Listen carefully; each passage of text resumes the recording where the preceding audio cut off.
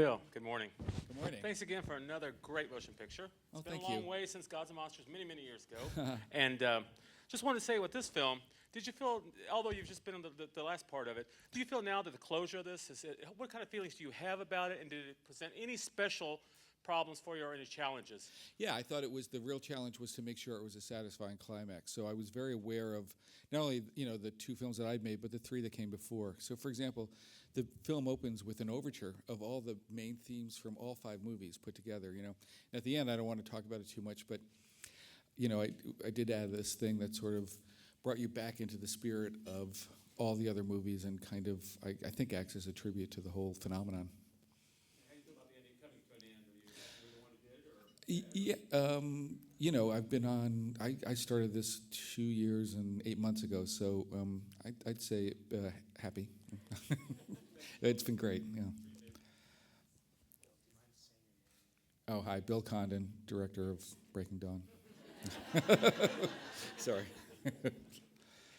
Hi. Hi, my question is the visualization of the vampires' powers, Yeah. specifically like Benjamin and Kate and some of the other powers that are more mental in nature. Yes. What was your approach on actually bringing those to the screen? Yeah, that was a real challenge because you're right. These are mental powers. Bella's shield, for example, is something that nobody sees, or Alec's power.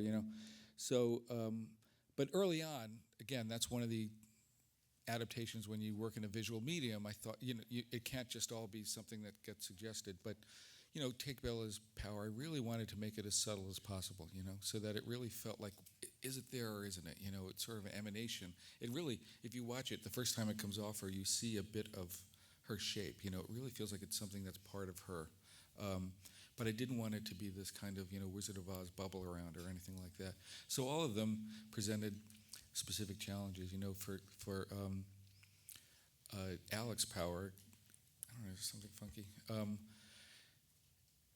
That felt like that was the darkest power, and so we really made it feel like a horror movie, like a Hammer horror movie. Really went for it as a really nasty thing.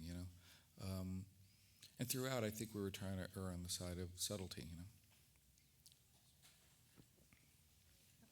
The cast has grown exponentially in this one. Yeah. I'm just wondering for you, how was it introducing these characters and giving them enough time for the audience to, absorb them, basically? Yeah, no, I mean, part of the turn on for me is that, I think each director has gotten to introduce new chunks of people, and this is the movie where I got to do that and work with all these wonderful new actors. But yeah, it was part of the casting process right there, was realizing that everyone had to pop in a very short time. So that by the time you got onto that field and you kind of knew who everybody was and what they could do. It's a very interesting challenge because they don't get introduced until 40 minutes into the movie, and then a half hour later they have their final scene. So I attribute that all to the gifts of the actors. They all took it so seriously. They all had complete backstories that they brought to those moments that they have, and I think they all successfully managed to make their characters pop. Bruce Kirkland, Toronto Sun. Hi. Good morning. I'm curious about. I obviously you didn't direct all the films. No. But you've seen all the films. You know the whole mythology.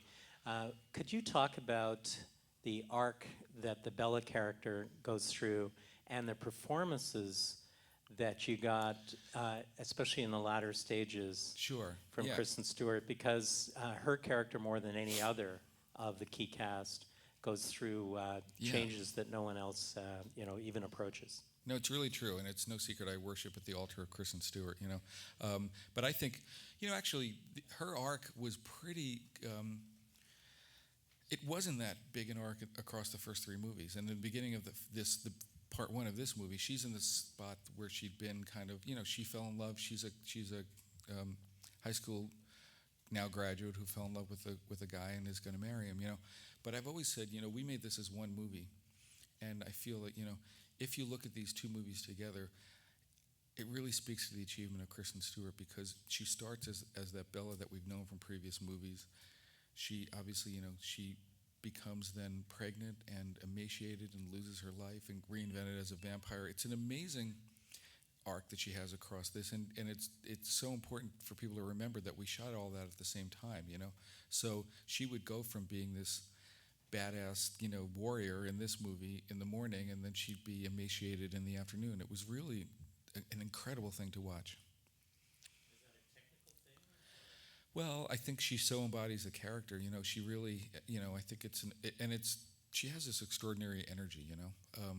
She really is so focused when she is in something. I was really worried when we looked at the schedule, like, how are you going to do this? And it was this added challenge that she actually kind of got excited by. And I think mostly she was dying to play the vampire. I think she said it before, like she watched everybody else and said, "Oh, I could do that better," So this is her chance to prove it.